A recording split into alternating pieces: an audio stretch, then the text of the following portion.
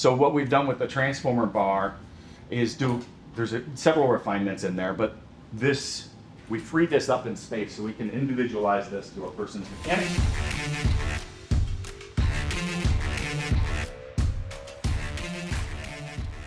Here I can take this and essentially clean up most people's squat technique with little to no coaching, right? We can get these things in the right position because guess what? Not everyone is built to be able to go and hit a certain depth with a bar specifically located on their back. And yes, every able-bodied person should be able to go through a full range of motion squat, but that doesn't mean put a barbell on your back. Femur length, all this sort of stuff. So being able to individualize things to a person's, their levers, their mobility restrictions, their training needs is like how we do that. So with doing this, you can take somebody and literally manipulate their spine and get the mechanics that you want. You'll get greater range of motion, all the things will start happening. And go ahead and squat.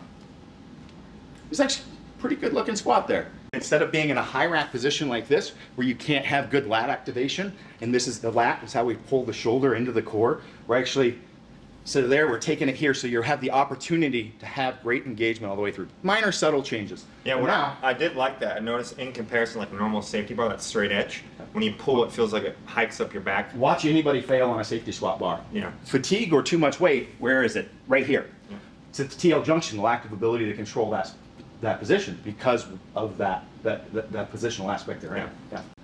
We can position this load anywhere in space. So I can mimic a front squat load. I can mimic a goblet squat. You'll see huge changes.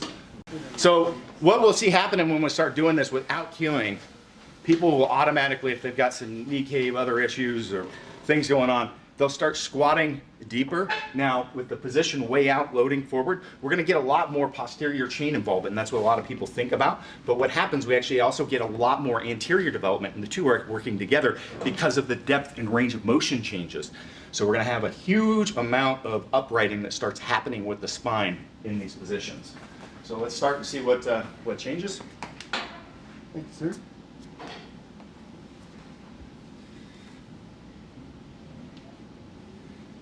And now you're gonna have to push those handles away from you a little bit. There you go. Now maintain that. Even with him, we can see changes appearing with the spine position. Can you see the changes in the how upright the spine is compared to the other one? Yeah, I can feel that too, but it also forces me to kind of maintain the upright just with the tension of the handles. Yep. And now you can see with the depth that he's getting. I'd like to go back to the last position now that we pulled the toilet out and see where he's squatting at. So with this, the whole goal is to be able to get a greater training effect in improving the athlete's capacity or the individual's capacity by reducing strains that stuff that you're not recovering as well from. Better positioning, we end up with that result, right?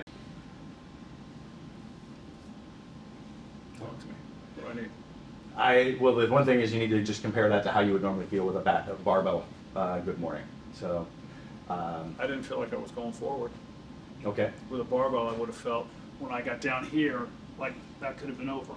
Mm-hmm. But that didn't feel good. So different people feel different things. So people for me, I don't feel it in my hamstrings as much, and it's all low back shear stress pain. A lot of that times will disappear if people sense that.